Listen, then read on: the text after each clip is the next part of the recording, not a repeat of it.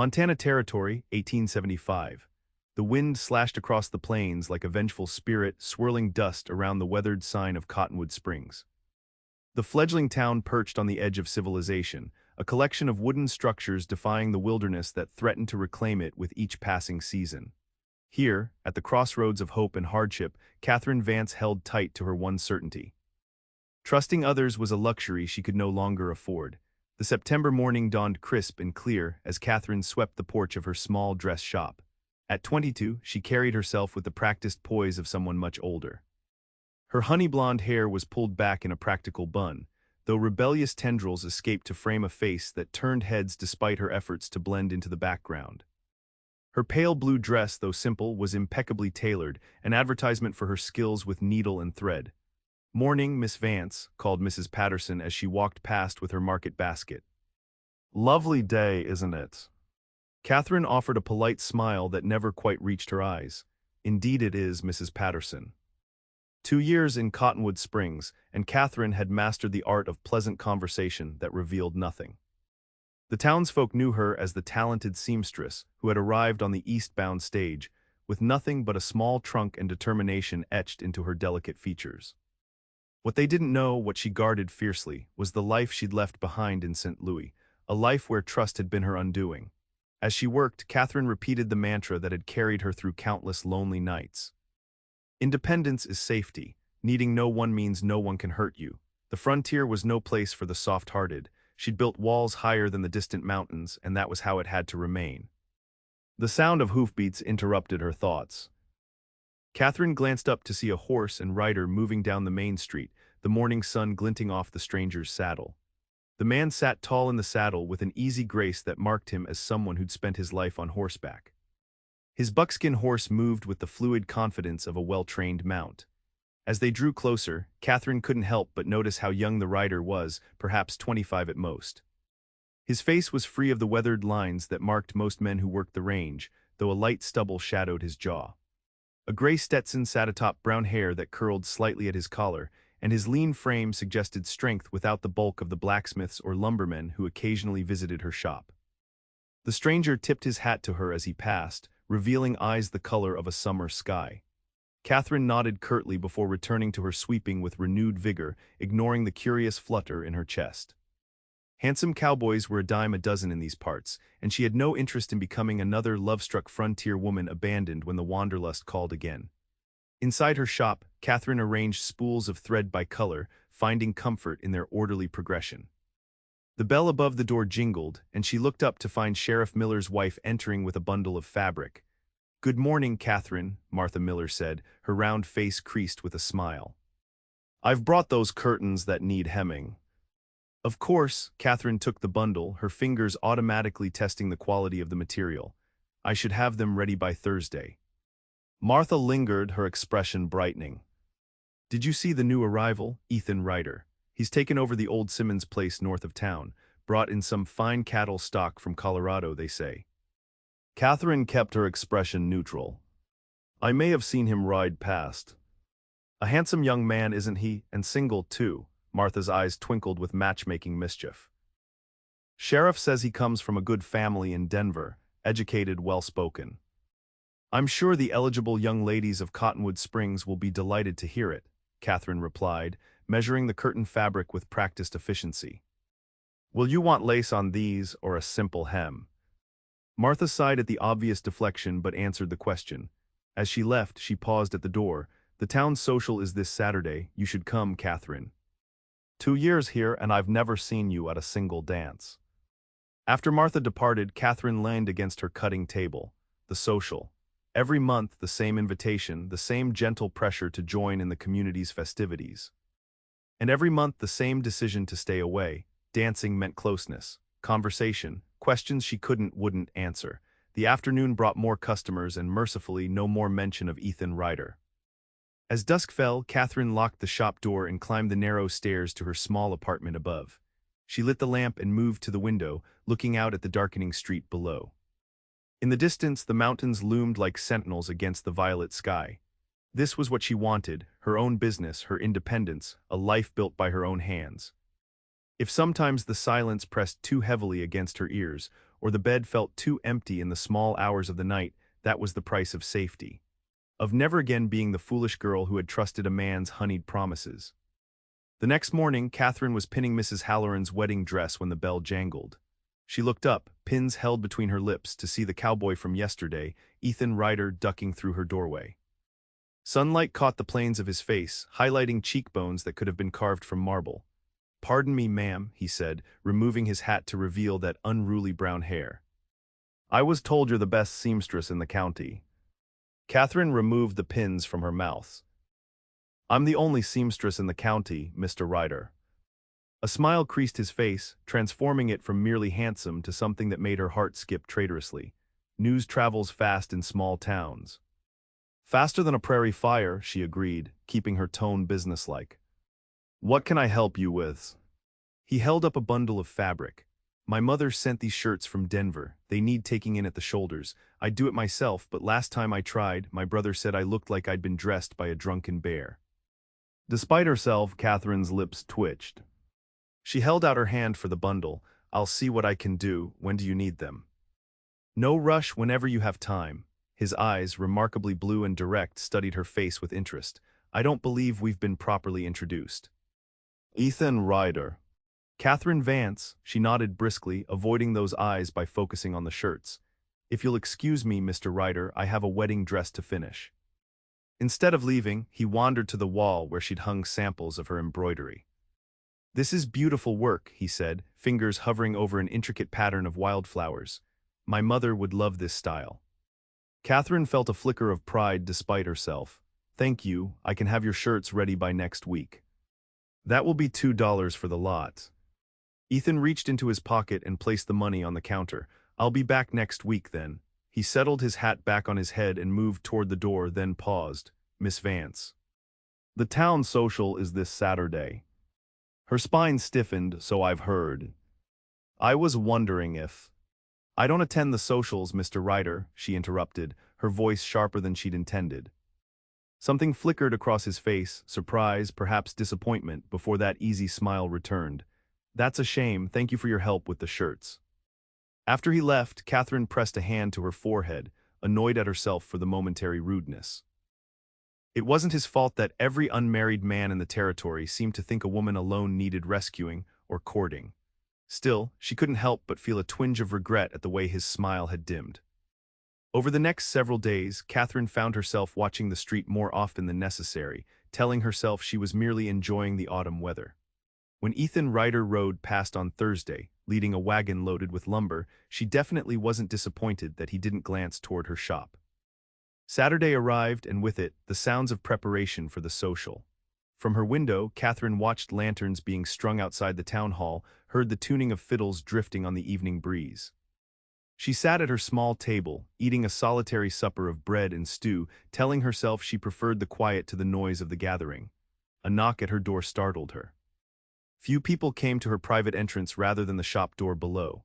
Warily, she opened it to find Martha Miller standing there, resplendent in a green dress that Catherine had altered last spring. "I knew you wouldn't come willingly," Martha announced, "so I've decided to be terribly rude and insist. 2 years of hiding away is quite enough, Catherine Vance." "Martha, I appreciate the thought, but—" "No arguments. Sheriff Miller asked me to check on you anyway. There's been word of troublemakers passing through the area." Martha's expression softened. "Just for an hour, come hear the music, have some pie. You don't even have to dance if you don't want to." Perhaps it was the mention of danger, or simply the loneliness that Catherine usually managed to ignore, but she found herself reaching for her shawl. 1 hour, she agreed reluctantly. The town hall blazed with light and laughter. Children raced between groups of adults, while older couples sat on benches along the walls. Catherine hovered near the entrance, already regretting her decision, when a flash of movement caught her eye. Ethan Ryder was dancing with young Betsy Simmons, the blacksmith's daughter. He moved with the same fluid grace he showed on horseback, guiding his partner through the steps of the lively reel. As Catherine watched, the dance ended, and Ethan bowed to Betsy before accepting a cup of cider from her father. He must have felt her gaze because he looked up suddenly, his eyes finding hers across the crowded room.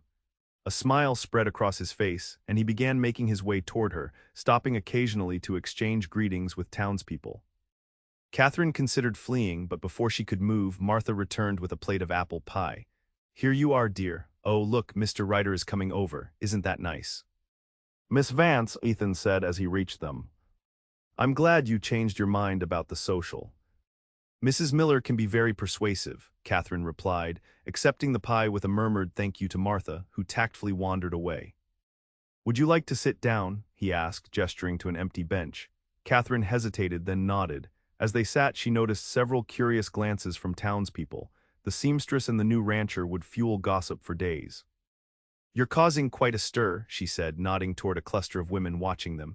Ethan grinned. "Small towns. I grew up in one before my family moved to Denver. Everyone knows your business before you do." "Is that why you left? To get away from prying eyes?" "No," he said, his expression growing more serious. "I wanted land of my own, not just to work for my father's shipping company. The mountains called to me, I suppose." Despite herself, Catherine found the conversation flowing easily. Ethan spoke of his dreams for his ranch, the rocking R, with a passion that was infectious. He described the herd of Herefords he'd brought from Colorado, his plans to build a proper house come spring. "What about you?" he asked eventually. "What brought you to Cottonwood Springs?" The question jarred her back to reality. Catherine set down her empty plate. "A stage coach," she said lightly, rising to her feet. "If you'll excuse me, I should be getting back." "Did I say something wrong?" Ethan stood as well, concern evident in his face. "Not at all. I've stayed my promised hour, that's all." She forced a smile. "Good night, Mr. Ryder." As Catherine made her way home through the quiet streets, she scolded herself for the momentary weakness. Men like Ethan Ryder, handsome, charming, full of dreams, were the most dangerous kind. They made you believe in possibilities, in futures built together. Then they revealed their true nature when it was too late, when your heart was already theirs to break. The following Wednesday, a commotion outside drew Catherine to her shop window. A wagon had overturned at the edge of town, spilling what looked like household goods across the rutted street. As she watched, Ethan and several other men rushed to help the family, newcomers by the look of them. Without thinking, Catherine grabbed her shawl and hurried outside. A woman sat on the boardwalk, cradling a crying child while an older girl stood beside them, looking lost. "Are you hurt?" Catherine asked, approaching them. The woman looked up, her face streaked with dust and tears. "Just shaken. The wheel broke coming down that last hill." Catherine helped the woman to her feet. "Come to my shop. You can clean up and rest while they sort out the wagon." Inside, she poured water from her pitcher into a basin and offered it to the grateful family. The little boy, no more than 4, stopped crying when Catherine gave him a small wooden spool to play with. "I'm Emily Donner," the woman said, washing her daughter's face. "This is Sarah and little James. My husband Thomas is outside with the wagon. We're headed to a homestead claim near Bitterroot Creek." "Catherine Vance," she replied, finding clean cloths for them. "That's a difficult area, quite remote." Emily smiled tiredly. "We know it won't be easy, but it's our chance for a fresh start. Thomas lost his job at the mill back in Minnesota." The shop door opened and Ethan entered, his shirt dusty from helping with the wagon. "Mrs. Donner, your husband asked me to tell you they'll need a few hours to fix the wheel. Sheriff Miller's offered his barn to store your things meanwhile." His eyes met Catherine's, and something unspoken passed between them.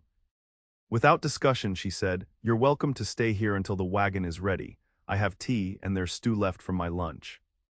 "That's very kind," Emily began, but Catherine waved away her thanks. As she bustled about preparing tea, Catherine was acutely aware of Ethan watching her. When Emily took the children to the washroom at the back of the shop, he approached the counter where Catherine was slicing bread. "That's the first time I've seen you reach out to someone," he said quietly. Catherine kept her eyes on the bread. They needed help.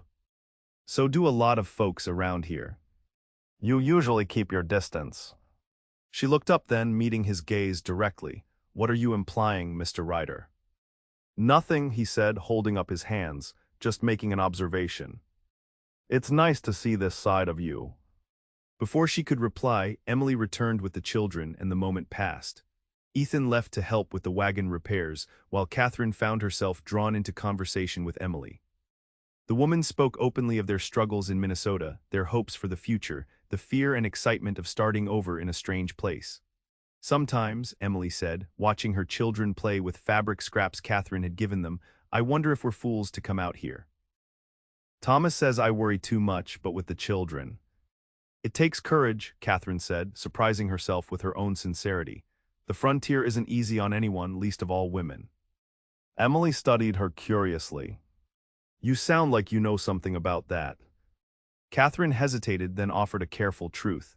I came here alone 2 years ago. It was difficult at first. Alone, Emily looked shocked, without family. You must be very brave. Before Catherine could respond, the shop door opened again and Thomas Donner entered with Ethan and Sheriff Miller. Wagons fixed, Thomas announced. We should get moving if we want to make a few more miles before dark. As the Donners gathered their belongings, Emily impulsively hugged Catherine. Thank you for your kindness. Perhaps we'll see each other again. I hope so, Catherine replied and was surprised to realize she meant it. Sheriff Miller tipped his hat to Catherine. Mighty decent of you, Miss Vance. Those hills near Bitterroot are no place for a family with young ones this close to winter. They seem determined, Catherine said. Too determined, Ethan added, a frown creasing his brow.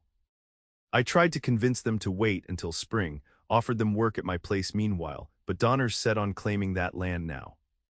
After the others had left, Ethan lingered in the shop. That was a kind thing you did today, he said. Catherine busied herself straightening the fabric bolts. Anyone would have done the same. Not everyone, Ethan countered, moving closer. You surprise me, Catherine Vance. I'm just a seamstress, Mr. Ryder. Not particularly surprising. He laughed then, a warm sound that seemed to fill the empty corners of the shop. Now, that's where you're wrong. Every time I think I have you figured out, you show me something new. He gestured to the door. I should go. I left my horse hitched outside the mercantile. At the door, he turned back. Your shirts, they ready yet? Catherine nodded. Yes, I finished them yesterday. She retrieved the neatly wrapped bundle from behind the counter. As she handed it to him, their fingers brushed, and Catherine felt a jolt of awareness race up her arm. She pulled back quickly, but not before seeing something flash in Ethan's eyes, something that mirrored her own reaction. Thank you, he said, his voice slightly rougher than before. I wondered if you might, he stopped, seeming uncharacteristically unsure. Yes, Catherine prompted against her better judgment, have dinner with me tomorrow night at the hotel restaurant. The words came out in a rush.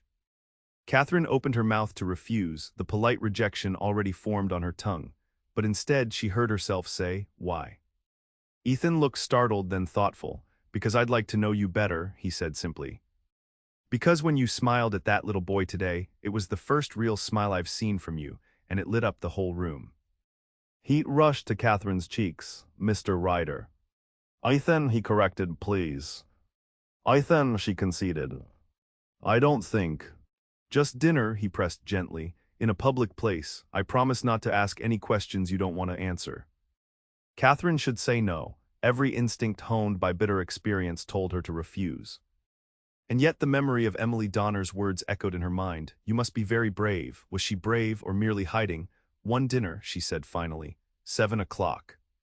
The smile that broke across his face was like sunrise over the plains. I'll be here at 6:45. After he left, Catherine pressed her hands to her heated cheeks. What had she done? One dinner would lead to expectations, to questions, to complications she couldn't afford. She should send a note tomorrow, make some excuse. But as she closed the shop and climbed the stairs to her apartment, Catherine found herself thinking not of excuses, but of what dress she might wear. The next evening found Catherine standing before her small mirror, critically examining her appearance. She'd chosen a dress of deep burgundy, one she'd made last winter but never worn. The color brought warmth to her complexion, and the cut, while modest, flattered her slender figure more than her usual practical attire. She'd loosened her hair from its severe bun, arranging it instead in a softer style at the nape of her neck. A small pearl pendant, one of the few things she'd kept from her life in St. Louis, completed the transformation. As the clock struck 7:15, a knock sounded at her door. Taking a deep breath, Catherine opened it to find Ethan standing there, hat in hand. He'd traded his usual work clothes for a clean shirt and jacket, his hair still damp from washing. You look beautiful, he said, his eyes widening appreciatively. Thank you, she replied, reaching for her shawl to hide her flustered reaction to his frank admiration.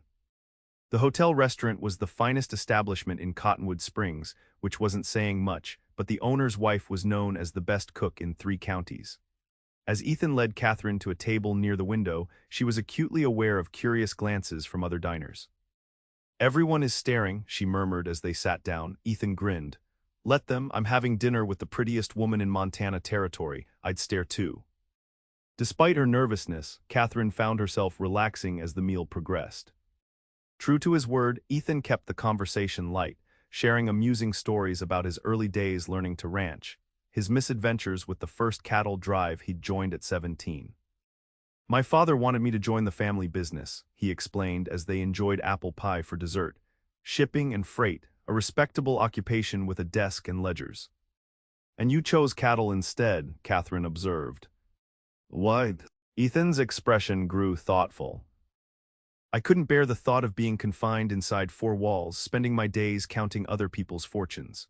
Out here," he gestured toward the window, where the last light of day was fading over the distant mountains, "out here, a man can breathe. Can build something that's truly his own." "Even if it means facing blizzards, rustlers, and broken fences?" Catherine asked, a smile tugging at her lips. "Especially then," he replied with conviction. "The challenges make the rewards sweeter." His passion reminded her of the way she'd felt when she'd first opened her shop, the pride of creation, of independence hard-won. Somewhere along the way, that feeling had been overshadowed by caution, by the walls she'd built. "What about you?" Ethan asked, breaking into her thoughts. "Have you always been a seamstress?" Catherine tensed slightly. "For as long as it matters." To his credit, Ethan recognized the boundary and respected it. "Well, you're a gifted one, those shirts fit perfectly." As they walked back to her shop after dinner, the night air carried the first hint of winter's approach. Catherine drew her shawl closer and Ethan instinctively moved to block the wind. "Thank you for dinner," she said as they reached her door. "It was nicer than I expected." Ethan laughed. "High praise indeed. Should I be flattered or concerned that your expectations were so low?" "Perhaps a little of both," she admitted with a small smile.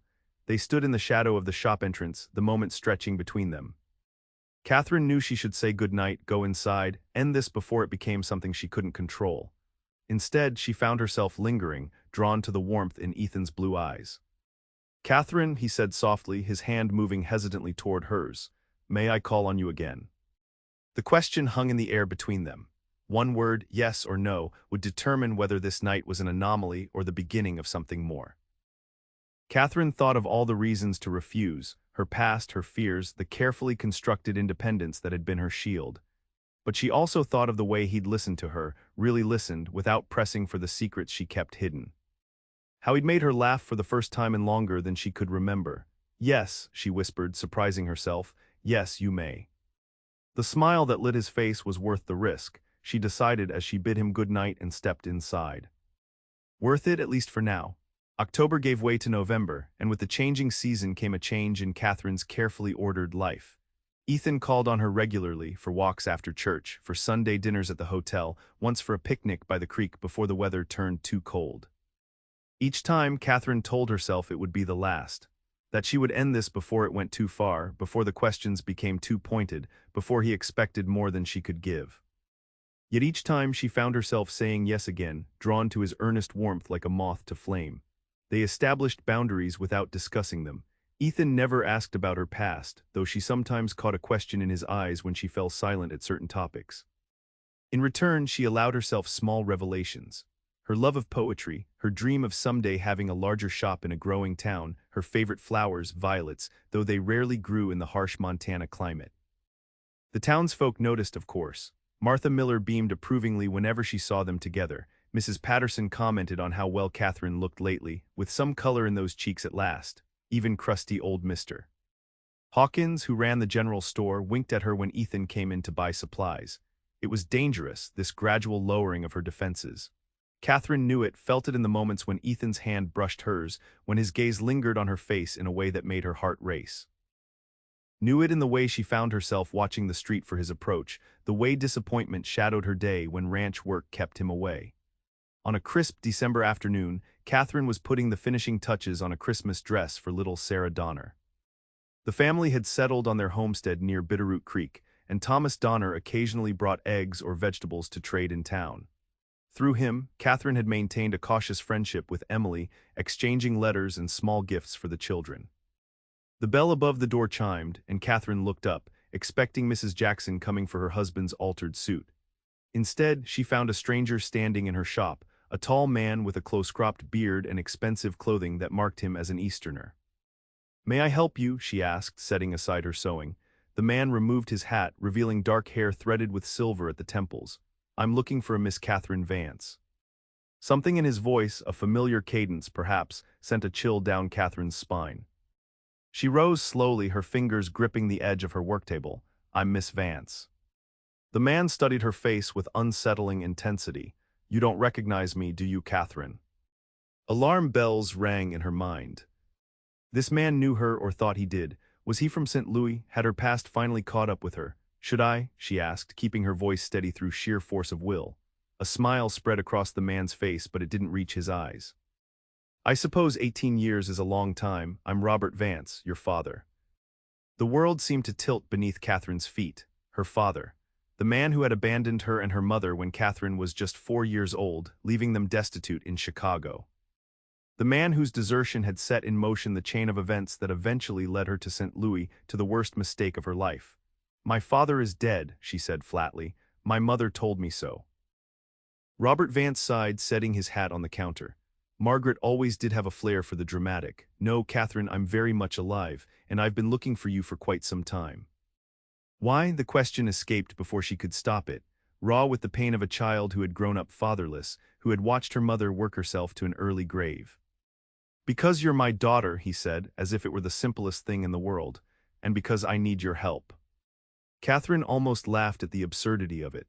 "My help? After 18 years of silence, you appear out of nowhere and ask for my help." Robert's expression hardened slightly.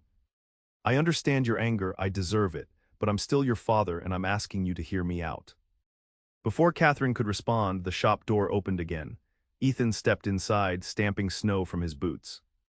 He stopped short at the tableau before him, Catherine standing rigid behind her worktable, the stranger with his hat on the counter. "I'm sorry," Ethan said, glancing between them. "I didn't mean to interrupt." "You're not interrupting," Catherine said quickly, irrationally grateful for his presence. "Mr. Vance was just leaving." Robert picked up his hat with deliberate slowness. "I'm staying at the hotel, Catherine. I'll call again tomorrow when you've had time to think." After he left, Ethan turned to Catherine with concern etched on his features. "Are you all right? You're pale as a ghost." Catherine sank into her chair, legs suddenly unable to support her. "That man," she said, her voice barely above a whisper, "is my father." Ethan's eyebrows shot up in surprise. "Your father, I didn't know." "Neither did I," she interrupted. "I thought he was dead. He left us when I was 4 years old." "My mother," her voice broke on the word.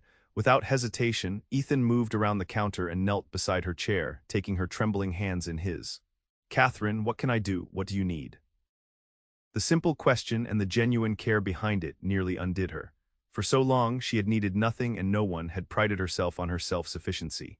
Now, with the past literally walking through her door, the carefully constructed walls were crumbling. "I don't know," she admitted, a single tear sliding down her cheek. "I don't know what he wants, why he's here." "Do you want me to stay?" Ethan asked, his thumb gently wiping away the tear. "Or I could come back later if you'd prefer to be alone." Catherine looked into his concerned face and made a decision that went against everything she'd taught herself over the past 2 years. "Stay," she whispered. "Please stay."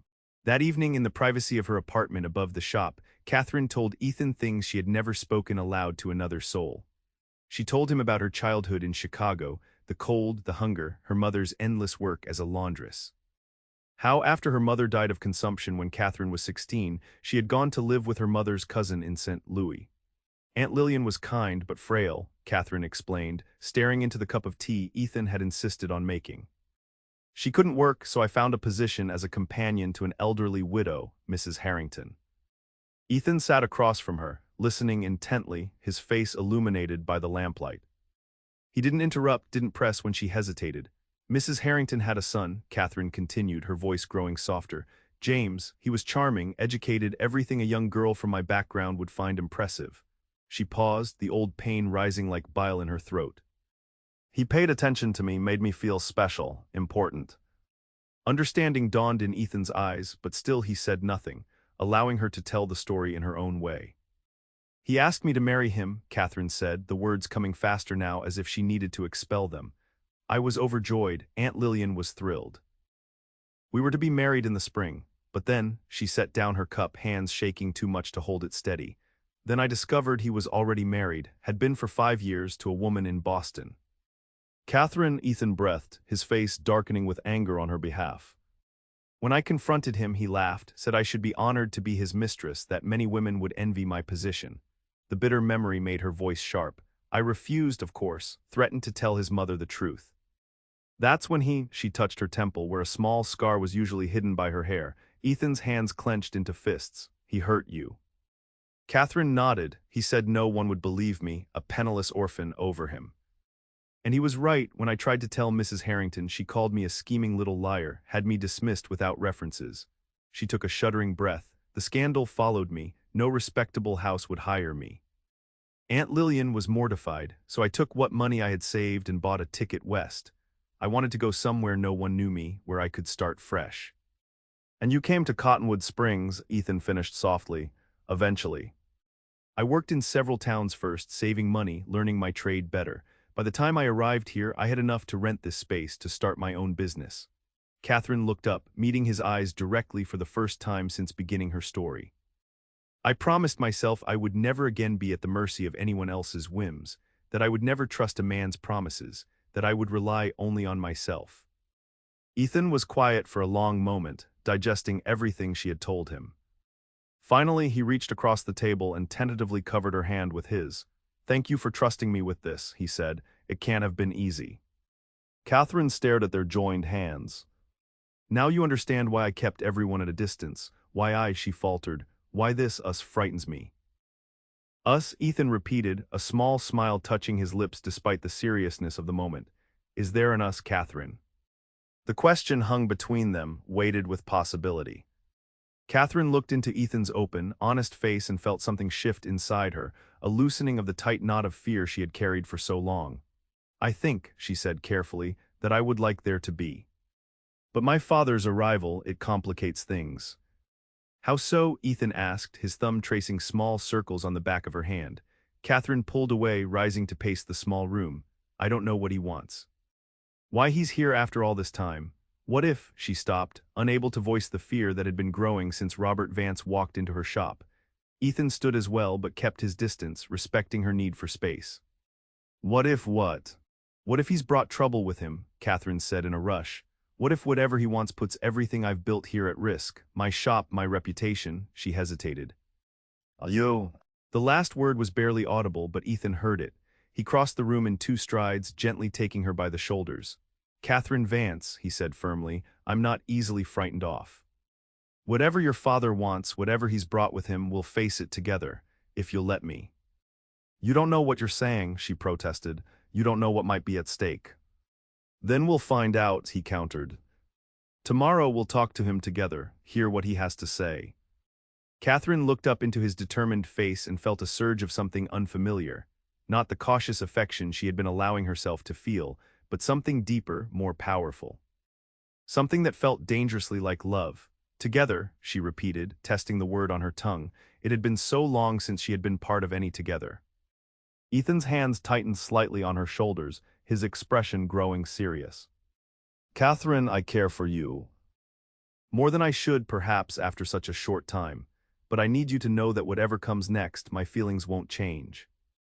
The simple declaration, spoken without flourish or demands, touched something deep in Catherine's heart. She reached up, hesitantly placing her palm against his cheek.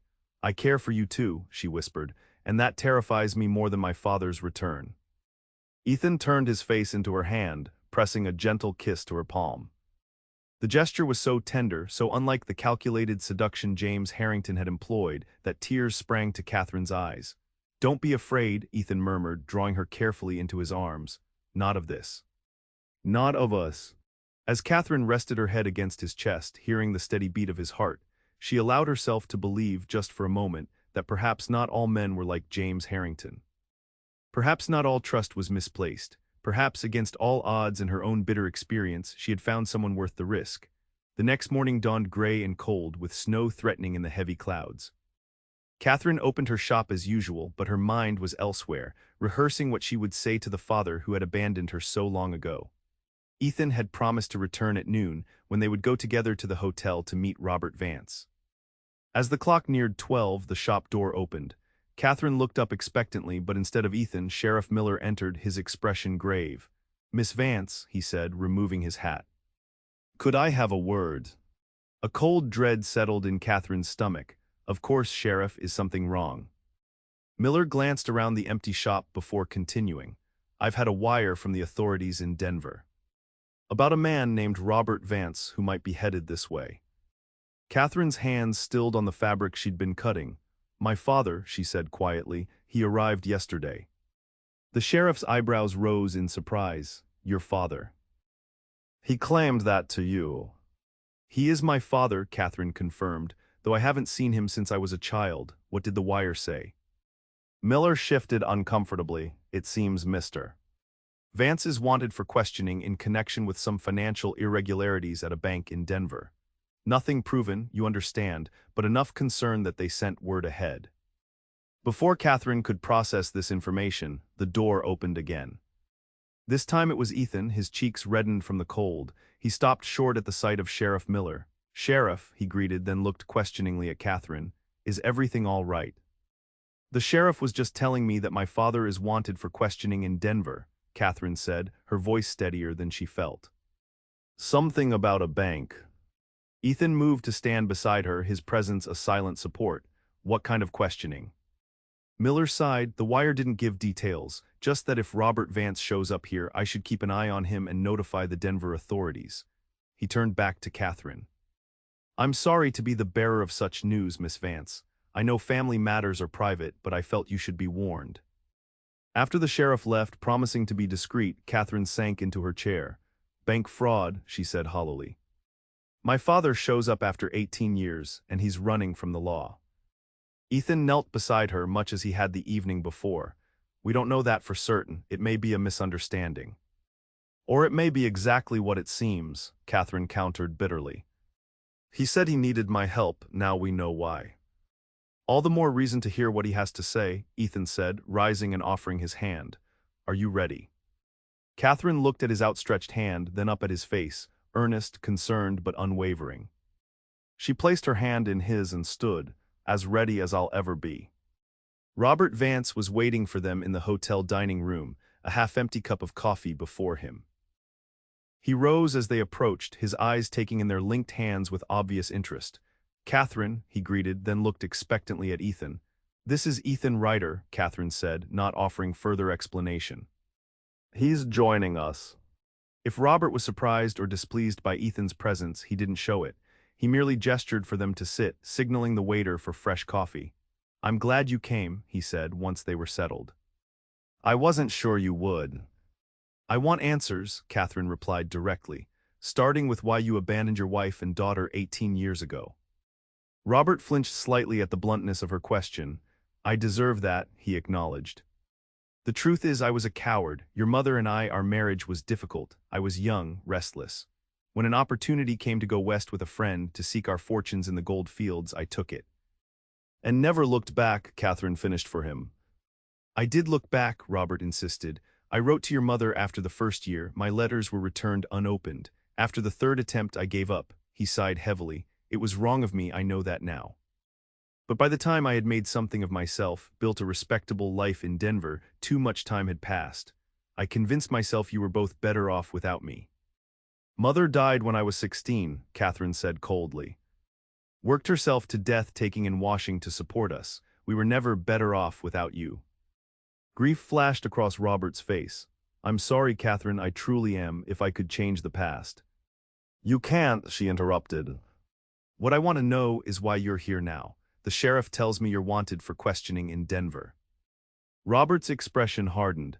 "I see the small-town telegraph works as efficiently as ever." "Are you running from the law?" Ethan asked directly.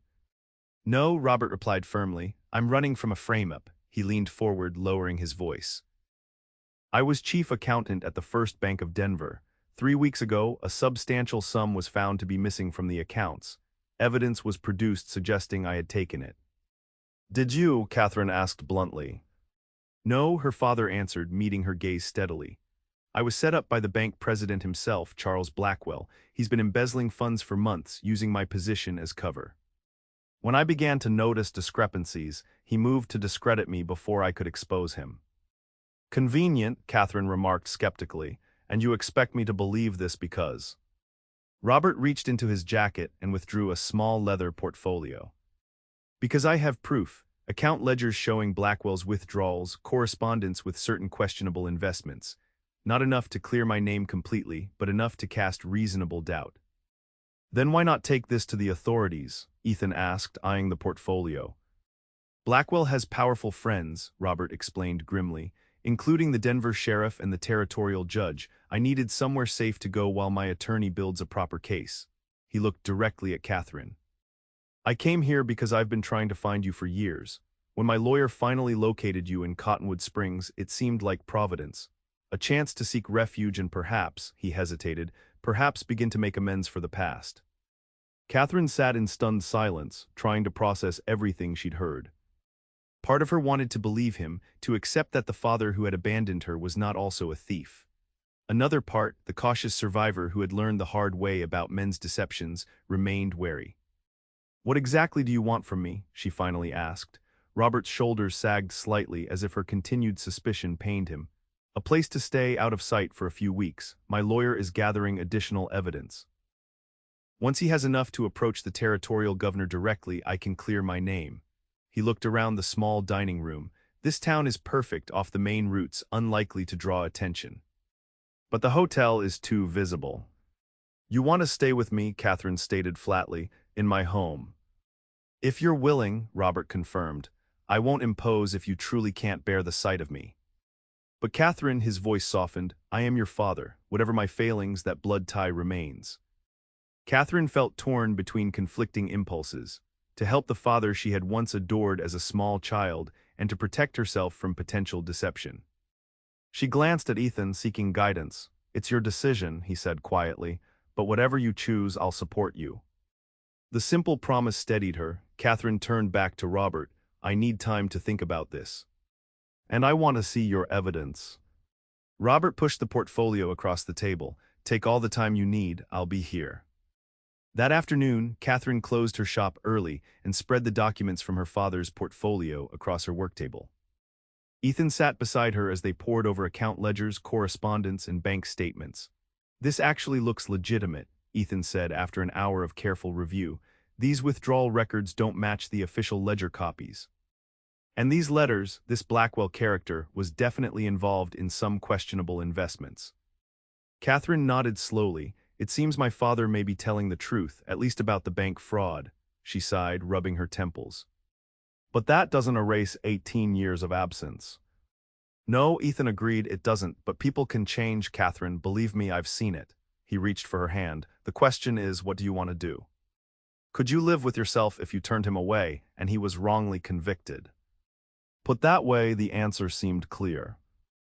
Despite everything, despite the years of abandonment and hardship, Catherine couldn't bring herself to deny help to the father who now seemed genuinely remorseful. Not when doing so might condemn him unjustly. He can stay in the back storeroom, she decided. It's small, but there's space for a cot, and it has a separate entrance from the alley. Ethan smiled, squeezing her hand. That's my girl. The endearment, casually spoken, warmed Catherine in a way she hadn't expected. My girl, two simple words that somehow made her feel less alone, less adrift in the face of her father's sudden reappearance. Will you help me tell him? She asked. Of course, Ethan replied. Though I think there's something we should do first. What's that?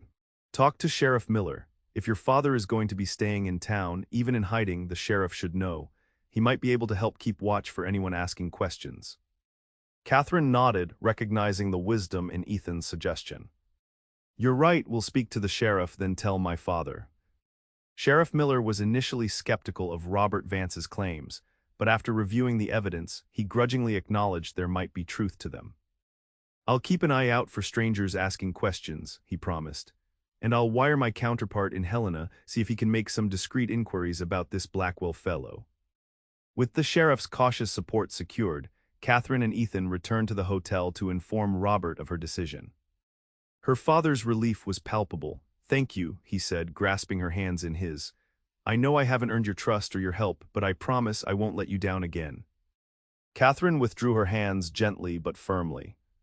"Don't make promises, Father, just be honest with me from now on. That's all I ask." Later that evening, after Robert had been settled in the storeroom with a cot and blankets, Catherine stood at her apartment window, watching snow begin to fall in the darkened street below. Ethan had left reluctantly, concerned about leaving her alone with a man who was still largely a stranger despite their blood connection. "I'll be fine," she had assured him. "The door between the storeroom and the shop is solid with a good lock, and despite everything, I don't believe he means me harm." Now, as the snow blanketed the town in pristine white, Catherine reflected on how drastically her life had changed in just 2 days. She had revealed her closely guarded past to Ethan. She had reconnected with a father she had believed dead. She had opened her home to a man who might be a criminal. And beneath it all ran a current of something new and fragile, the possibility of a future with Ethan. A future that now seemed both more tangible and more threatened than ever before. The days that followed fell into an uneasy pattern. Catherine maintained her normal shop hours, while Robert remained hidden in the storeroom, emerging only after dark for brief walks.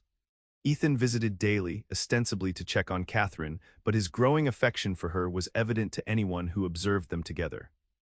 A week after Robert's arrival, Catherine returned from delivering a completed dress to find her father sitting at her worktable, a faraway look in his eyes as he held a small frame she kept on a shelf, her mother's miniature portrait.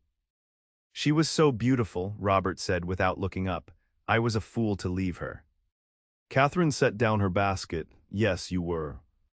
Robert finally raised his eyes to hers. Did she suffer much at the end? The question caught Catherine off guard. In all their cautious conversations over the past week, they had avoided discussing her mother's death. Now, seeing the genuine pain in her father's face, Catherine found herself answering honestly. "The consumption took her quickly, at least. She was bedridden for only a month." Catherine swallowed against the sudden tightness in her throat. "She called for you near the end." I think she still loved you, despite everything."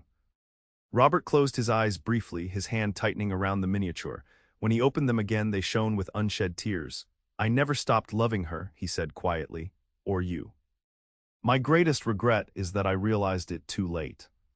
For the first time since his appearance, Catherine felt something soften within her, not forgiveness exactly, but perhaps the beginning of understanding.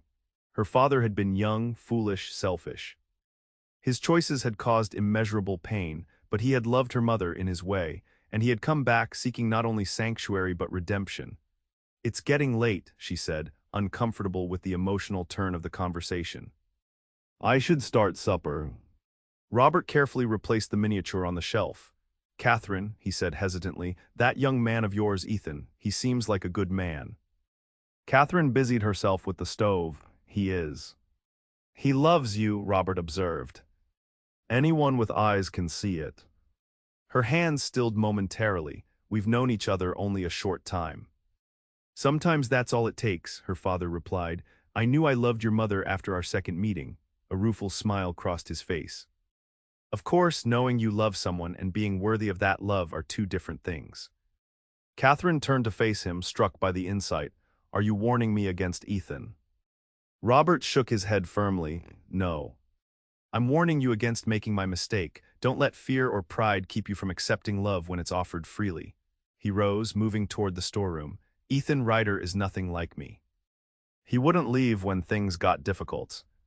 "How can you possibly know that?" Catherine challenged. "Because I've seen the way he looks at you," Robert answered simply. "And because he's here, standing beside you through this mess when he could easily have walked away." He paused at the storeroom door.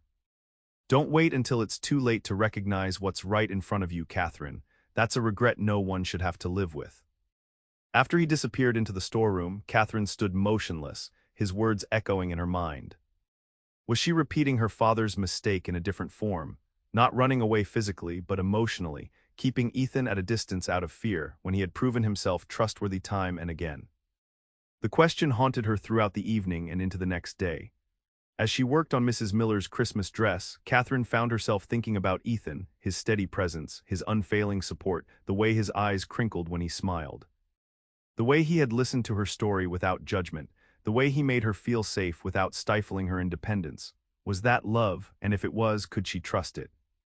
Her contemplation was interrupted by the shop door opening, bringing with it a blast of cold air and the sound of children's laughter.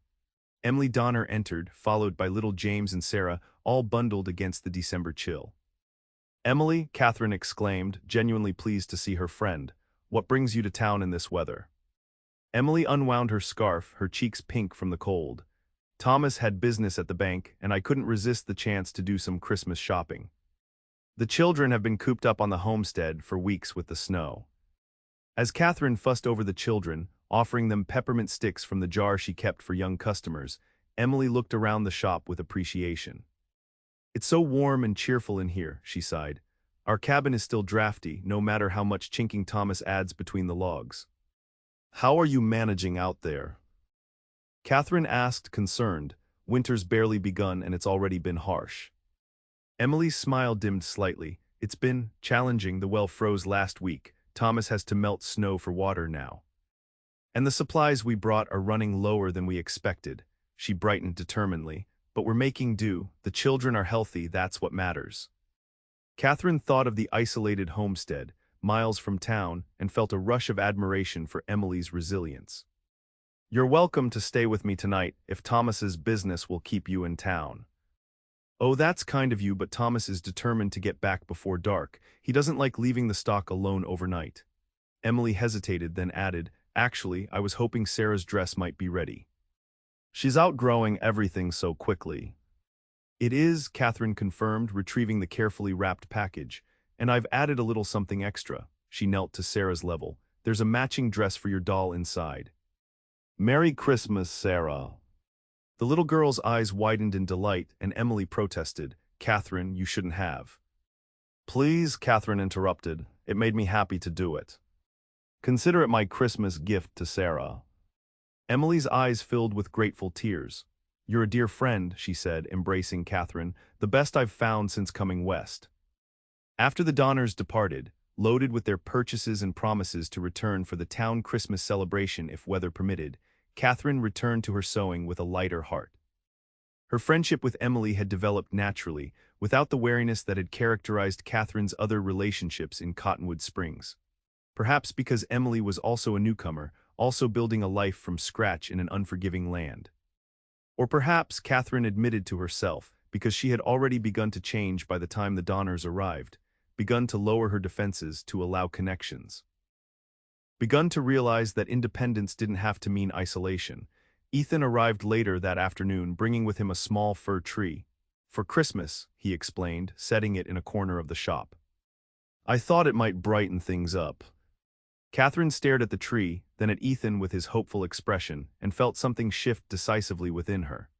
This man, with his thoughtful gestures and unwavering support, had breached her carefully constructed walls without even trying. "It's perfect," she said softly. "Thank you, Ethan." His smile was reward enough, but when he leaned down to kiss her cheek, the first such liberty he had taken, Catherine didn't pull away. Instead, she turned her face slightly so that his lips brushed the corner of her mouth in a tentative caress. Ethan drew back, surprise and hope mingling in his eyes. "Catherine." "I'm tired of being afraid," she whispered, reaching up to touch his face. "Tired of keeping you at arm's length because of what happened in the past." "Does this mean," Ethan began, but was interrupted by the storeroom door opening. Robert emerged, a troubled expression on his face. "Catherine," he said, then noticed Ethan and stopped short. "I'm sorry, I didn't realize you had company." "It's all right, Father," Catherine replied, stepping back from Ethan with reluctant propriety. "What is it?" Robert held up a letter. "This came earlier, slipped under the back door while you were with customers. It's from my lawyer in Denver." The tension in her father's voice alerted Catherine that something was wrong. "What does it say?" "Blackwell knows I'm here," Robert said grimly. "Someone spotted me on the stage to Helena and traced me to Cottonwood Springs. My lawyer says Blackwell is sending men to find me, men who aren't particular about methods." Ethan's expression hardened. "When?" "The letter is dated 5 days ago," Robert replied. They could be here any time. Catherine felt the momentary happiness of minutes before evaporate into cold fear. What do we do? I'll leave, Robert said immediately. Tonight, I won't put you in danger, Catherine. And go where? She demanded. In the dead of winter with men hunting you. Robert had no answer, but Ethan spoke up decisively. My ranch. It's isolated, well-provisioned, and defensible if necessary. No one would think to look for you there. I can't ask that of you, Robert protested. This isn't your fight. Ethan's gaze shifted to Catherine, his meaning clear. Yes, it is. Catherine's safety is my concern, which makes this my fight too. The simple declaration, made without hesitation or qualification, struck Catherine to the core. This was what love looked like, not pretty words or extravagant promises, but steadfast presence in the face of danger. Then it's decided, she said firmly. We'll go to the ranch tonight. We, both men spoke in unison. Catherine began gathering essentials with brisk efficiency. Yes, if these men are coming for my father, they'll likely watch my shop. I won't be safe here either. She's right, Ethan acknowledged reluctantly. Better to have everyone together where I can keep watch. He turned to Robert. We'll need to inform Sheriff Miller. Plans were made quickly. Sheriff Miller agreed to spread word that Catherine had gone to visit friends for Christmas, taking her father with her. He would keep watch over the shop and alert them if strangers appeared in town asking questions. As darkness fell, Catherine found herself in Ethan's wagon, bundled between her father and the man she was increasingly certain she loved, heading out of town toward the rocking R ranch. The snow had stopped, leaving a crystalline landscape beneath a sky blazing with stars. It's beautiful, Catherine murmured, gazing up at the heavens. Beside her, Ethan smiled. Wait until you see the ranch. The mountains behind it catch the sunrise, turns them all pink and gold. You sound like a poet, she teased gently. Only around you, he replied, his voice low enough that Robert, dozing on her other side, wouldn't hear. Catherine felt a blush warm her cheeks despite the cold air. There it was again, that sense of rightness, of belonging when she was with Ethan. The very feeling she had convinced herself she would never experience again after James Harrington's betrayal. The rocking R proved to be everything Ethan had described and more. The main house was small but solid, built of squared logs with a proper shingled roof. A barn and corral stood nearby, along with a bunkhouse for the two hands Ethan employed to help with the cattle. It's not much, Ethan said as he helped Catherine down from the wagon, but it's home. It's wonderful, she replied honestly, and it was a real home built with care and vision. A place where someone like her could put down roots, could belong. The next few days passed in an unexpected domestic harmony. Catherine took over the kitchen, cooking meals that had the ranch hands declaring Ethan the luckiest man in the territory. Robert made himself useful repairing tack and helping with small chores, seeming to find satisfaction in the physical labor. And Ethan moved through it all with a quiet joy that Catherine found infectious. He showed her his herd of Herefords, explained his plans for expanding come spring, taught her to ride his gentle mare Daisy. On their third evening at the ranch, after supper had been cleared away and Robert had retired to the small guest room, Ethan and Catherine sat before the fireplace. The flames cast a golden glow over the simple room, turning it into a sanctuary against the winter night. Happy? Ethan asked, his arm resting lightly across her shoulders. Catherine leaned into his warmth. I should be worried about my shop, about my father, about these men Blackwell has sent. But yes, I'm happy. She looked up at him wonderingly. How do you do that, make me forget to be afraid? Ethan's smile was tender as he tucked a strand of hair behind her ear. Maybe because when you're with me, you remember who you really are, not the woman who was hurt, but the brave, beautiful Catherine who built a life from nothing, who trusted me enough to come here. I do trust you, she whispered, realizing the truth of it even as she spoke. More than I've trusted anyone in years. Then trust me when I tell you that what I feel for you isn't going to change, Ethan said, his voice deepening with emotion. That I'm falling in love with you, Catherine Vance, and have been since the day you told me my shirts would be ready in a week. Catherine felt tears spring to her eyes, but for once they weren't tears of fear or sorrow. I think I've been falling in love with you too, she admitted, even while I was trying not to. Ethan's face lit with such joy that Catherine felt her heart might burst. Slowly giving her every chance to pull away, he lowered his lips to hers. The kiss was gentle, questioning at first, then deepening as Catherine responded with all the feelings she had kept locked away for so long. When they finally parted, breathless and smiling, Ethan rested his forehead against hers. "I want to court you properly, Catherine, to do this right." "I think you already are," she replied, feeling lighter than she had in years.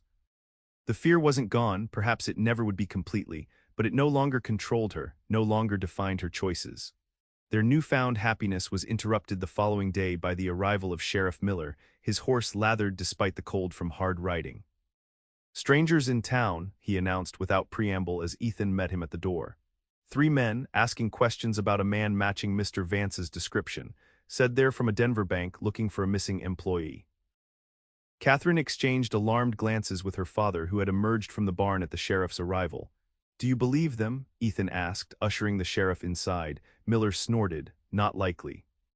Bank men don't usually carry Colt revolvers or have knife scars on their faces." He accepted the coffee Catherine offered gratefully. "I told them I hadn't seen anyone matching that description, but they're searching the town anyway." "Checked into the hotel, been asking around." "Did they come to my shop?" Catherine asked anxiously. "Not yet, but they will," Miller confirmed grimly. "I left Deputy Jones watching the place with instructions to send them on a wild goose chase if they show up." Robert stepped forward, his expression resolute. "I should go back with you, Sheriff, turn myself in. These men won't stop looking, and I won't have Catherine or Ethan in danger because of me." "That's not happening," Ethan said firmly. "These aren't lawmen, they're hired guns. You'd never make it to Denver alive." Catherine placed a hand on her father's arm. "Ethan's right, we need another solution." The sheriff drained his coffee cup. "I might have one. The territorial marshal is due in Helena next week for the circuit court. If we can get Mr. Vance and his evidence there, the marshal could arrange protection while investigating these charges properly." Hope flared briefly, then dimmed as Ethan shook his head. "Helena's 3 days' hard ride in good weather. In this snow, with men looking for him, we'd never make it." "Not by the main roads," Miller agreed, "but there's an old trapper's trail through the high country. Hardly anyone uses it in winter, but it's passable if you know where you're going." "Do you know the way?" Catherine asked. Miller hesitated. "I've been over it a few times years back. But the best guide would be Thomas Donner." "Donner?" Ethan looked surprised. "The homesteader." The sheriff nodded. "Before he took up that claim, he was a scout for the army. Knows every trail in this part of the territory." Catherine thought of Emily and the children, alone at the isolated homestead while Thomas guided them through dangerous country. "We can't ask him to leave his family." "We might not have a choice," Robert said quietly, "and I would make it worth his while, enough to see them through the winter comfortably." Decision made, Sheriff Miller departed to find Thomas Donner, promising to return the following day with the guide if he agreed. Catherine spent the evening packing provisions and sewing extra cartridge loops into a vest for her father, small, practical tasks to keep her hands busy while her mind raced with worry. Ethan found her in the kitchen after midnight, still stitching by lamplight. Without a word, he pulled her to her feet and into his arms, holding her until the tension began to ease from her shoulders. "It's going to be all right," he murmured against her hair. "We'll get your father to Helena safely." Catherine pulled back slightly to look up at him. Ethan, you can't leave your ranch, your cattle." "I can and I will," he interrupted firmly.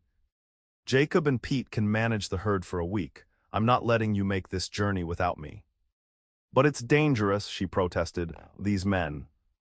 "All the more reason for me to go." Ethan's expression brooked no argument. "Catherine, don't you understand yet? Where you go, I go. What matters to you matters to me." His hands framed her face gently. "I love you. That means your battles are my battles too." Catherine felt the last of her resistance crumble in the face of such steadfast devotion. "I love you too," she whispered, "and I'm terrified of losing you just when I've found you." Ethan's smile was tender as he bent to kiss her, a brief, sweet reassurance. "You won't lose me. We'll face this together, and when it's over, we'll come back here, together." The word hung between them, full of promise and possibility. Catherine clung to it as they made final preparations the next day, as Sheriff Miller returned with Thomas Donner, as plans were laid for the dangerous journey to Helena. They would leave before dawn the following morning. Thomas Donner had agreed to guide them, moved by Catherine's friendship with Emily and by Robert's generous payment. Sheriff Miller would return to town to continue the pretense that he had no knowledge of Robert Vance's whereabouts, hopefully buying them time before the strangers realized their quarry had fled. That night, Catherine stood at the window of her small guest room, watching snow begin to fall again, dusting the ranch yard with fresh powder. Tomorrow they would ride into uncertainty, facing both the elements and human threats. Yet strangely, she felt more at peace than she had in years. Whatever came next, she would not face it alone. She had her father, flawed but trying to make amends. She had Ethan, whose love had awakened her from the emotional hibernation of the past 2 years. And she had herself, stronger now, more whole, able to risk her heart again. As she turned from the window, a soft knock sounded at her door. Opening it, she found Ethan standing there, his expression solemn. "I couldn't sleep," he said simply. "Too much on my mind." Catherine stepped back, inviting him in. They sat side by side on the edge of the narrow bed, not touching but close enough to feel each other's warmth. "Catherine," Ethan began, his voice low and earnest, "I know this isn't the right time. We're facing danger, uncertainty. But I can't go into that without telling you," he took a deep breath, "without asking you to marry me. If we come through this safely, if you'll have me." Catherine's breath caught in her throat. "Ethan." "You don't have to answer now," he rushed on. "I know it's sudden, I know you might need time. But I want you to know that my intentions are honorable, that what I feel for you is real and lasting." Catherine placed her fingers gently against his lips, silencing him. "Yes," she said simply. Ethan stared at her, disbelief warring with joy on his face. "Yes, just like that." A smile bloomed across Catherine's face, surprising her with its ease. "Just like that, I love you, Ethan Ryder. I want to build a life with you. So yes, I will marry you when we come through this safely, not if, when." The kiss they shared sealed the promise between them, a promise of faith, of future, of love strong enough to overcome the shadows of the past. Dawn broke clear and cold, the fresh snow glittering in the first rays of sunlight. 4 riders left the rocking R ranch as the eastern sky bloomed pink and gold, just as Ethan had described. Catherine, bundled in her warmest clothes, took one last look at the ranch house, the place that already felt like home, before turning her mare to follow the men into the wilderness. The journey was arduous from the start. Thomas Donner led them up steep trails half hidden by snow, through dense pine forests where branches laden with white powder brushed their shoulders.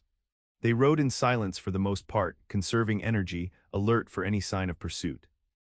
By midday they had climbed high enough to look back over the valley below. Cottonwood Springs was a distant cluster of buildings, smoke rising from chimneys into the clear air. Beyond it, the plains stretched away to the horizon, a vast white expanse broken only by the dark line of the stage road. "No sign of followers," Donner announced after studying the landscape, "but we should keep moving.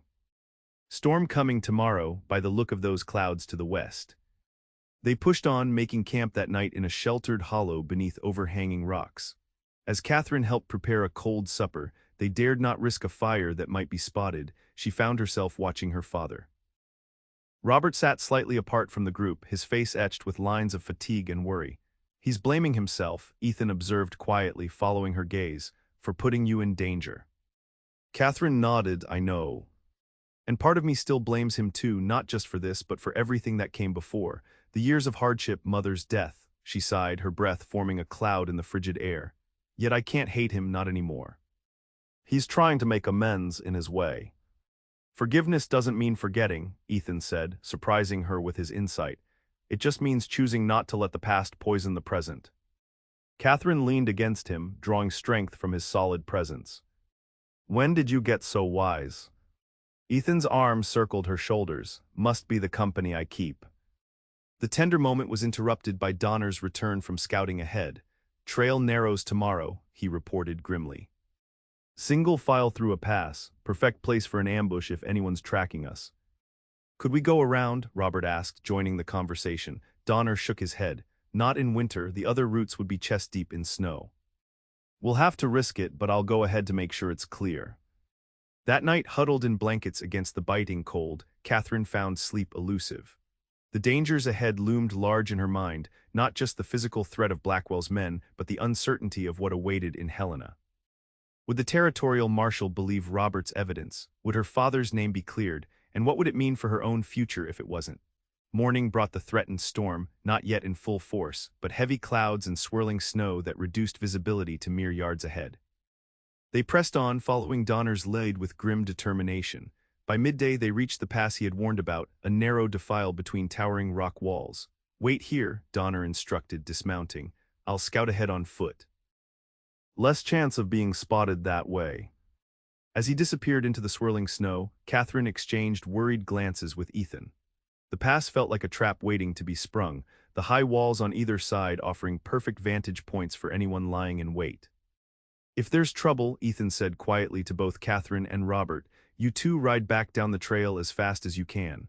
I'll hold them off." "No," Catherine protested immediately. "We stay together." Catherine, Ethan began, but she cut him off.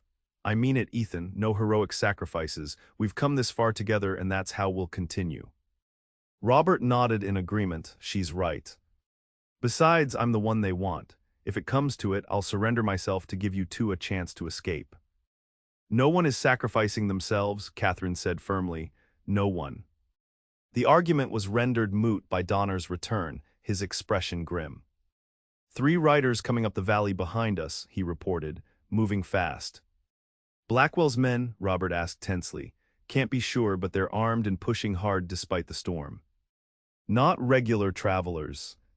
Ethan assessed their options quickly. "The pass, is it clear ahead?" Donner nodded for now, but once they reach the entrance, they'll have us trapped between them and the exit. "Then we need to turn the trap around," Ethan decided. "Make them come to us on our terms." A plan was hastily formulated. Donner and Robert would take the horses through the pass and wait on the other side. Catherine and Ethan would remain behind, hiding among the rocks above the entrance. When the pursuers entered the narrow defile, they would start a small avalanche of loose rock to block the way, then flee to join the others. "It's too dangerous," Robert protested when Ethan outlined the plan. "Catherine, you should go with Donner." "No," she replied with quiet determination. "Ethan will need help moving the rocks, and I won't leave him." Her father studied her face for a long moment, then nodded in reluctant acceptance. "Be careful," he said, embracing her quickly before mounting his horse. "Both of you."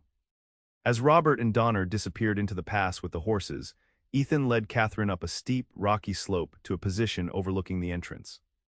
The climb was treacherous, the rocks slippery with snow, but they reached the vantage point just as the distant figures of 3 riders emerged from the storm-shrouded valley below. "There," Ethan whispered, pointing to a pile of loose rock perched precariously at the edge of the cliff. "If we can dislodge that when they're directly beneath, it should block the entrance without hurting them." Catherine nodded, understanding his reluctance to cause serious harm even to men who would likely show no such restraint. They worked quickly, clearing snow from around the largest rocks, positioning themselves to push when the moment came. The riders approached cautiously, clearly aware they were entering a potential ambush point. They paused at the mouth of the pass, conferring briefly before the leader. A tall man with a scar visible even from Catherine's vantage point gestured 2 of them forward while he remained on guard. "Now," Ethan muttered as the first 2 riders entered the narrow defile.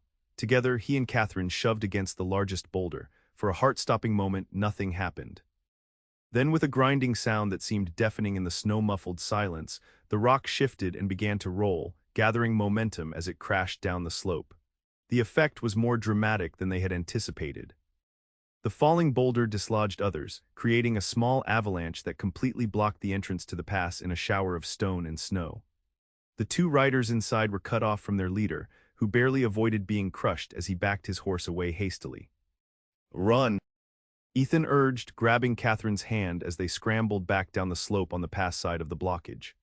Behind them, they could hear angry shouts and the report of a pistol as the stranded leader fired uselessly into the air.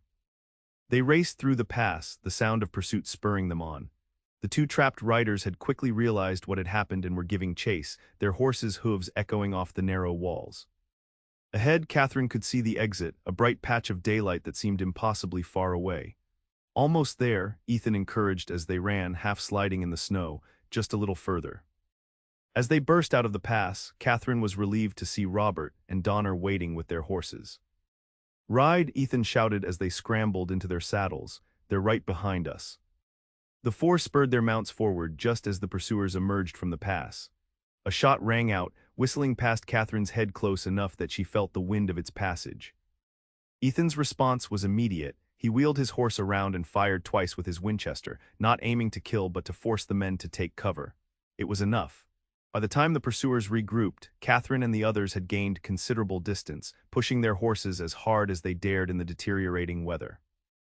They rode until dusk, the storm growing fiercer around them, before Donner finally called a halt in a dense stand of pines that offered some shelter from the howling wind.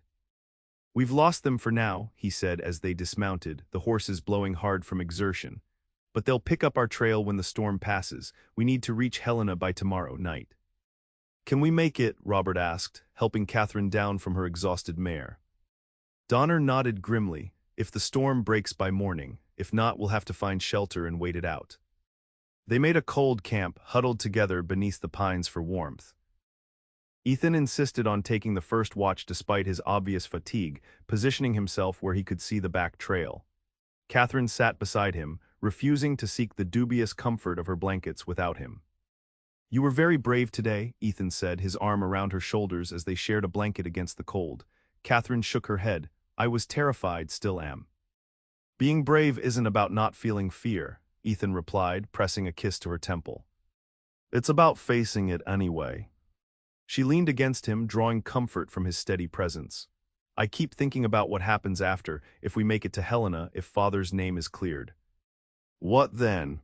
"Then we go home," Ethan said simply. "We get married, we build our life together." The straightforward certainty in his voice steadied her. "Just like that." "Just like that," he smiled down at her, his face barely visible in the gathering darkness. "Though I expect Martha Miller will insist on a proper wedding with all the trimmings." The image, so normal, so domestic, so far removed from their current danger, made Catherine laugh softly. "I should hope so.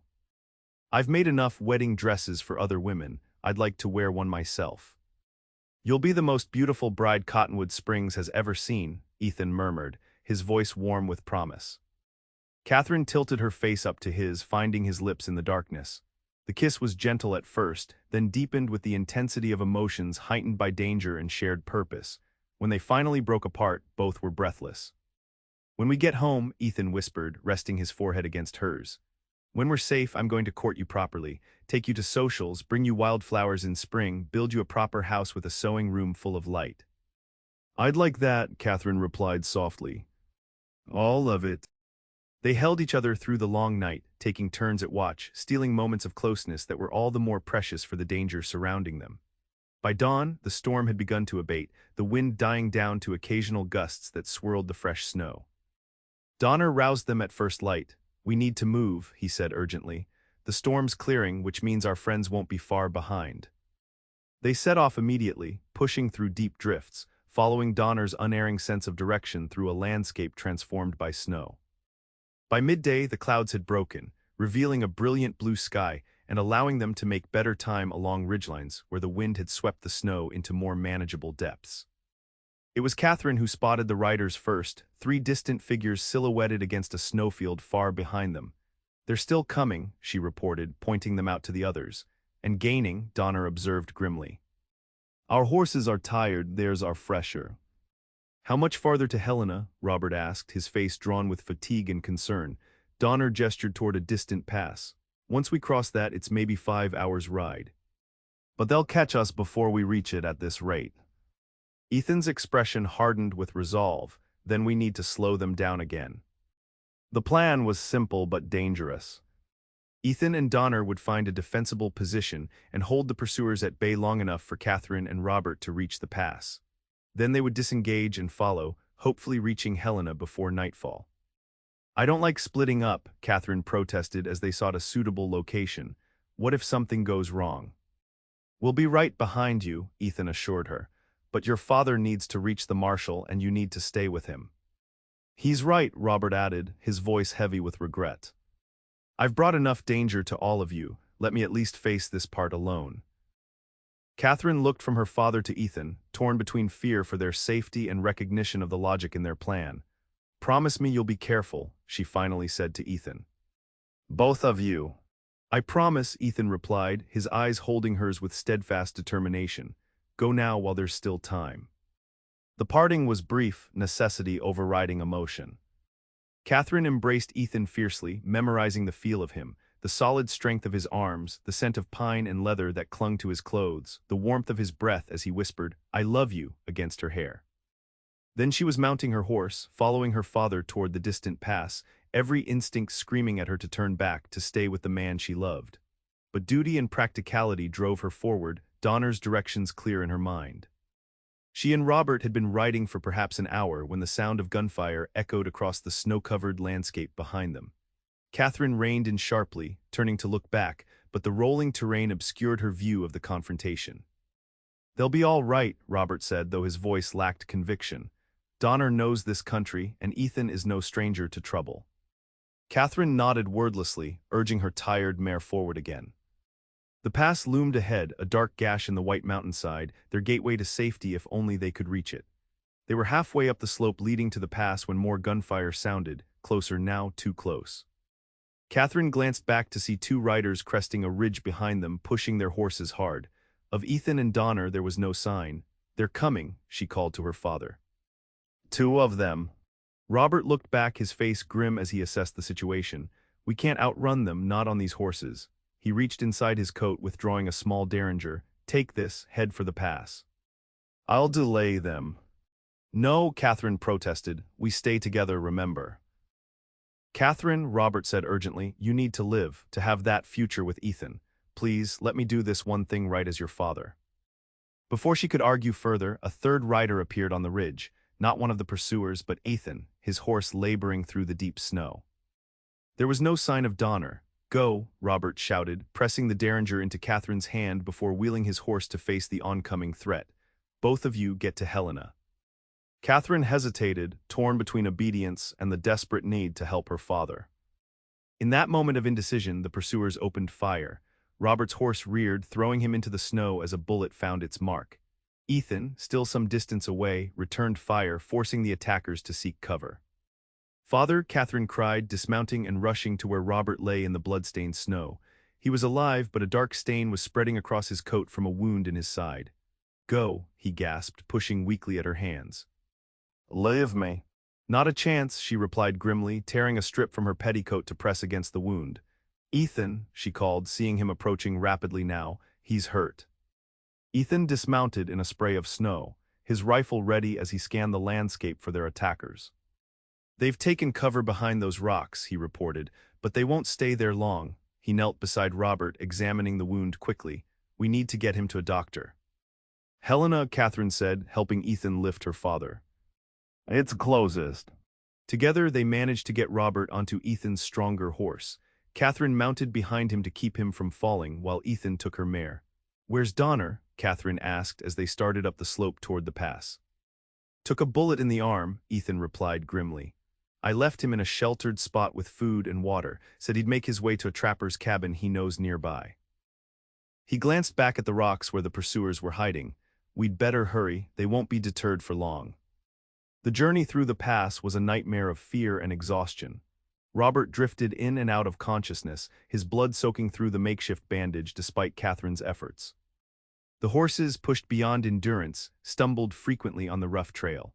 And always, the knowledge that their pursuers were not far behind drove them forward when strength might otherwise have failed. Emerging from the pass at last, they were greeted by the sight of Helena spread out in the valley below, its buildings catching the last light of the setting sun. Safety was tantalizingly close, yet still hours away given their exhausted state. "We'll make it," Ethan encouraged, though his own face was gray with fatigue. "Just a little further." They had descended perhaps halfway to the valley floor when disaster struck. Robert, delirious with pain and blood loss, suddenly convulsed and nearly slid from the saddle. As Catherine struggled to hold him, her horse stepped into a snow-covered hole and went down hard, throwing them both. Catherine landed painfully but managed to keep her grip on her father, cushioning his fall somewhat with her own body. Ethan was at their side instantly, helping them up, but it was clear the horse had broken a leg in the fall. "Can your mare carry both of them?" Catherine asked, already knowing the answer by the way the exhausted animal was trembling. Ethan shook his head. "Not at any speed, and speed is what we need now." He helped Robert to sit against a boulder, then turned to Catherine. "I'll stay with your father, you take the mare and ride for Helena, bring back help." "I can't leave you," Catherine protested, even as she recognized the logic of his plan. "You must," Robert said weakly, rousing himself with visible effort. "The evidence," he fumbled inside his coat, withdrawing the portfolio. "Take it to the marshal." Blackwell's men must not get it. Catherine looked from her injured father to Ethan, whose determination was written clearly on his face. I'll be as quick as I can, she promised, taking the portfolio and securing it inside her coat. Ethan helped her mount, then pressed his rifle into her hands. Take this, just in case. What about you? She asked, gesturing to the pistol at his hip. A grim smile touched his lips. It'll be enough. Catherine leaned down to kiss him, a desperate, fleeting caress. I love you, she whispered. I know, he replied, his eyes steady on hers. Now go. With one last look at the two men, her father and her future husband, Catherine urged the tired mare down the slope toward Helena. The animal responded gamely, seeming to sense the urgency of their mission. They had gone perhaps half a mile when the sound of gunfire erupted behind them, once, twice, then silence. Catherine reined in, turning to look back up the slope, her heart in her throat.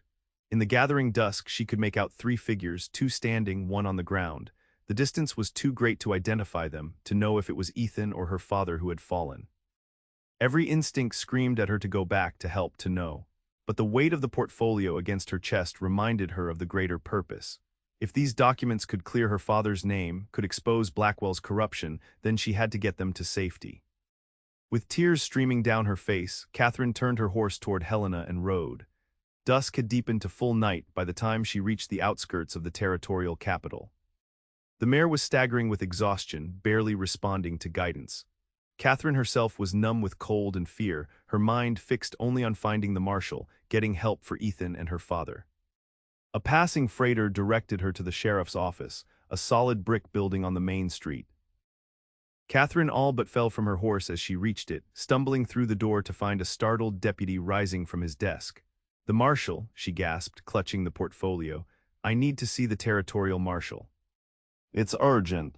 The deputy stared at her disheveled appearance. Ma'am, are you all right? You're bleeding.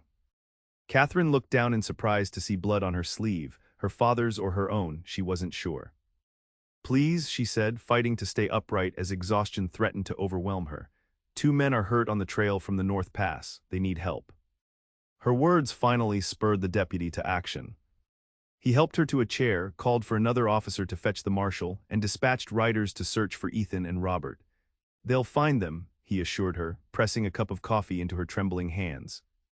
The marshal will be here soon, just hold on. Catherine nodded numbly, clinging to consciousness through sheer force of will. She had to deliver the evidence, had to explain about Blackwell and his men, had to know if Ethan and her father were alive. The arrival of Territorial Marshal James Harker roused her from the stupor she had fallen into. A tall man with a graying beard and keen eyes, he took in the situation quickly and with minimal questions. These men pursuing you, he said, after she had given a concise account of events, you believe they were sent by Charles Blackwell of the First Bank of Denver. Yes, Catherine confirmed, handing him the portfolio. My father's evidence is all there. Marshal Harker examined the documents carefully, his expression growing increasingly grim. This is serious, he said finally. Banking fraud, embezzlement, possibly attempted murder if what you've told me is accurate. He looked up at her. I'll need a formal statement from you and your father. If he's alive, Catherine whispered, the fear she had been holding at bay threatening to overwhelm her now. The marshal's face softened slightly. My men are searching now, Miss Vance, will know soon. He hesitated, then added with gruff kindness, why don't you let the doctor see to that cut on your arm while we wait? Catherine hadn't even noticed the injury, a long gash on her forearm, probably from the fall when the horse went down. She submitted to the doctor's ministrations in a daze, her thoughts fixed on the slope outside Helena, where she had left the two men who meant most to her in the world. It was past midnight when the search party returned. Catherine, dozing fitfully in a chair at the sheriff's office, jerked awake at the sound of horses and voices outside. She rushed to the door, heart pounding, to see several riders dismounting in the snowy street. And there, supported between two deputies but alive, were Ethan and her father. Catherine flew down the steps, heedless of the cold or her own exhaustion. Ethan, father. Ethan looked up at her voice, his face lighting despite the bruise darkening one cheek. Catherine, he breathed, breaking away from his supporters to catch her as she flung herself into his arms. Thank God you're safe. I thought I'd lost you, she sobbed, clinging to him. I heard shots. Blackwell's men found us, Ethan explained, holding her tightly. Your father, he glanced over at Robert, who was being helped into the building by a deputy. He saved my life. Took a bullet meant for me. Catherine pulled back in shock. He was. Ethan's expression was solemn. One of them had me dead to rights. I was out of ammunition trying to shield your father. He saw the gunman and pushed me aside. Took the bullet in his shoulder. A look of wonder crossed his face. I never expected. Neither did I, Catherine murmured, looking to where her father was being settled on a cot inside the sheriff's office. The doctor was already examining his wounds, his expression cautiously optimistic. The third man got away, Ethan continued. But the other two are in custody. Marshall's men arrived just in time. The next few hours passed in a blur of statements given, wounds tended, and explanations made. Marshal Harker, examining Robert's evidence along with the testimony of the captured men, was convinced of Blackwell's guilt. I'll wire Denver immediately, he told Robert, who was resting more comfortably after the doctor's attention. And I'll arrange an escort for you when you're well enough to travel. The territorial governor will want to hear this evidence firsthand. Dawn was breaking over Helena by the time all the formalities were completed. Catherine sat beside her father's cot, Ethan's arm around her shoulders, watching the first light of a new day filter through the windows of the sheriff's office. You should both get some rest, Robert said, his voice weak but steadier than it had been. There's a hotel across the street.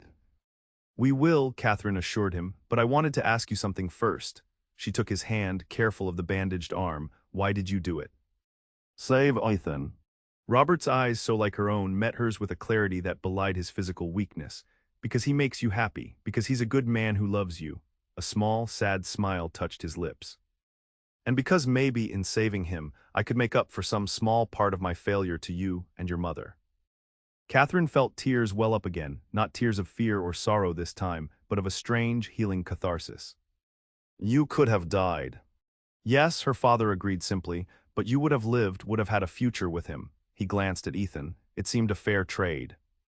In that moment, Catherine found the forgiveness she had not known she was capable of offering. Not complete absolution, the years of abandonment had left scars too deep for that, but enough to begin healing. Enough to allow for the possibility of a relationship rebuilt, not on the ashes of the past, but on the foundation of who they were now. Thank you, she said softly, squeezing his hand, for Ethan's life. And for trying to make amends. Robert's eyes closed briefly, exhaustion and emotion overwhelming him. Go rest, he murmured. I'll be here when you wake. At the hotel, Catherine and Ethan took adjoining rooms, though propriety was the furthest thing from their minds after the ordeal they had shared. Sitting on the edge of her bed, too tired to even remove her boots, Catherine felt the enormity of everything that had happened in the past days crashing down on her. We made it, she said wonderingly as Ethan knelt to help her with the stubborn boots. We actually made it. Did you doubt we would? He asked, a hint of his usual humor returning as he set the boots aside. Catherine smiled wearily. Honestly, yes, several times. Ethan sat beside her, taking her hand in his. But here we are, your father's name will be cleared, Blackwell will face justice. And we, he brought her hand to his lips, we have a future to plan. A wedding, Catherine murmured, leaning against his shoulder. A home together. Children someday, perhaps. All of it, Ethan promised. Everything you want, Catherine, everything you deserve. As sleep finally claimed her, Catherine's last conscious thought was that for the first time in years, she was looking forward to tomorrow, and all the tomorrows after that, without fear, without reservation. The walls she had built around her heart had crumbled, allowing in not just Ethan's love but the possibility of reconciliation with her father, of friendships like the one with Emily Donner, of a life fully lived. The journey back to Cottonwood Springs, once Robert was strong enough to travel, was markedly different from their flight to Helena. Marshal Harker himself accompanied them, along with 2 deputies ensuring their safety. Word had been sent ahead to Sheriff Miller, and as they crested the final hill overlooking the town, Catherine was surprised to see a small welcoming party gathered at the edge of town. Martha Miller was there along with the sheriff and several other townsfolk. And to Catherine's delight, Emily Donner stood among them, the children at her side, Thomas having returned safely to his family after recuperating from his wound. Word travels fast, Ethan remarked, smiling at her obvious pleasure. Faster than a prairie fire, Catherine agreed, echoing their first real conversation. As they rode into town, Catherine marveled at how different everything looked, though nothing had physically changed. The same buildings lined the main street, the same snow blanketed the boardwalks. Yet in the space of 2 weeks, her entire world had been transformed. The town that had been merely a refuge, a place to hide from the past, now felt like home in a way it never had before. These people who came out to welcome them, to express concern and relief at their safe return, were no longer just customers or acquaintances. They were neighbors, friends, a community to which she truly belonged. Martha Miller insisted on hosting an impromptu celebration at the hotel, where the entire story had to be told and retold. Catherine found herself surrounded by well-wishers, many expressing surprise and delight at the obvious change in her relationship with Ethan. "I always knew you two would make a fine match," Martha declared, beaming at them. "From the very first time I saw you together at the social." "You were right," Catherine admitted, returning the older woman's embrace with genuine warmth. "As usual." Emily Donner, holding little James on her hip, approached with shining eyes. "Thomas told me what happened, how brave you all were," she lowered her voice. "And he told me about the reward your father insisted on giving us for his help. Catherine, it's enough to see us through until harvest, to buy proper supplies and seed." Catherine smiled, genuinely happy for her friend. "You deserve it. Thomas risked his life to guide us." "And I'd do it again," Thomas said, joining them. "For friends," he extended his hand to Ethan. "Heard you're planning a wedding come spring." Ethan grinned, his arm sliding around Catherine's waist. "As soon as the snow melts. You and your family will be there, I hope." "Wouldn't miss it," Thomas assured them, his weather-beaten face creasing in a smile. As the celebration continued, Catherine found a quiet moment to speak with her father. Robert was still weak from his wounds, but recovering well under the doctor's care. He would stay in Cottonwood Springs until the Denver authorities sent for him to testify against Blackwell, which gave them time to talk, to begin the slow process of rebuilding a relationship that had been broken for 18 years. "Will you come back?" Catherine asked as they sat together near the hotel fireplace. "After the trial." Robert hesitated, clearly surprised by the question. "Would you want me to?" Catherine considered carefully before answering. "I think so. Not to stay permanently perhaps, but to visit, to get to know each other again." She smiled slightly. "To walk me down the aisle when I marry Ethan." Emotion flickered across her father's face. "I would be honored," he said softly. "More than you know." Spring arrived in Montana territory with its usual suddenness. Snowmelt filling the creeks to overflowing, wildflowers dotting the greening prairie, new calves wobbling beside their mothers in the rocking R pastures. Catherine stood on the porch of Ethan's ranch house, their ranch house now, watching the sunset paint the mountains in shades of pink and gold, just as he had once described. So much had changed in the months since their harrowing journey to Helena. Robert had gone to Denver to testify, resulting in Blackwell's arrest and the clearing of her father's name. He had returned to Cottonwood Springs briefly, then headed east to settle his affairs, promising to return for the wedding. Catherine had closed her shop temporarily, moving to the ranch to help Ethan prepare for spring calving and to plan their future together. They had decided to maintain the shop in town. It provided good income and Catherine loved her work, but make their primary home at the Rocking R. "Penny for your thoughts," Ethan said, joining her on the porch, his arms circling her waist from behind. Catherine leaned back against him, content in a way she had once believed impossible. "I was thinking about how much has changed." "How much I've changed?"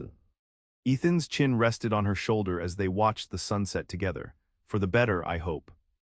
"Definitely for the better." She turned in his arms to face him, her hands resting lightly on his chest. "A year ago, I was convinced that trusting anyone was a mistake, that independence meant isolation. I was so afraid of being hurt again that I was barely living." "And now," Ethan prompted, his eyes warm as they held hers. "Now I know that real strength comes from connection, not isolation. That trust given wisely isn't weakness." She smiled up at him. "That love is worth the risk every time." Ethan bent to kiss her, a gentle affirmation of everything they had found together. "2 more weeks," he murmured against her lips. "2 more weeks until you're Catherine Ryder." "I can hardly wait," she replied, her heart full to overflowing with a joy she had never thought to experience. The wedding day dawned clear and perfect, as if Montana itself were celebrating with them. The small church in Cottonwood Springs was filled to capacity, not just with townsfolk but with ranchers and settlers from miles around. The Donners were there, Emily resplendent in the new dress Catherine had insisted on making for her. Sheriff and Martha Miller beamed from the front pew like proud parents, and at the back of the church, arrived just in time from his eastern journey, stood Robert Vance, ready to walk his daughter down the aisle. As Catherine took her father's arm, resplendent in the white satin wedding dress she had labored over for months, she felt a sense of completion that went beyond the joy of marrying the man she loved. Here was healing, not perfect, not complete, but real and ongoing. Here was forgiveness, hard-won and precious. "You look beautiful," Robert said, his voice thick with emotion. "Just like your mother on our wedding day." Catherine smiled up at him, finding it easier than she had expected. "Thank you for being here, for everything." As the music began and they started down the aisle toward Ethan, who waited at the altar with undisguised adoration in his eyes, Catherine felt the last of her old fears dissolve like morning mist in sunshine. The path ahead was clear now, illuminated by love and truth and the courage to embrace both. The frontier that had once seemed a place of harsh survival alone now promised something more, a life shared, challenges faced together, joy multiplied by two hearts beating as one. She had refused help once, convinced that independence meant standing apart. Now she knew better. Now she knew that the strongest hands were those clasped together, facing whatever came side by side. When Ethan took her hands in his before the altar, his eyes shining with a love so pure it humbled her, Catherine knew with absolute certainty that she was exactly where she was meant to be. Home wasn't a place after all, it was a person. It was this man who had seen through her walls, who had waited patiently for her to find her way to him, who had stood beside her when her past rode into town. "I love you," she whispered as they turned to face the minister together. Ethan's smile was radiant as he squeezed her hands. "And I love you, today and always." As they spoke their vows before God and their community, Catherine Vance became Catherine Ryder, not losing herself, but expanding, growing, becoming more fully herself through the love she had found and the trust she had learned to give. The frontier that had once seemed so harsh now felt like the perfect setting for the greatest adventure of all, building a life, day by day, with the person who made your soul complete. And in that moment she knew that while the West might be wild, love was the greatest frontier of all, and the only one truly worth exploring.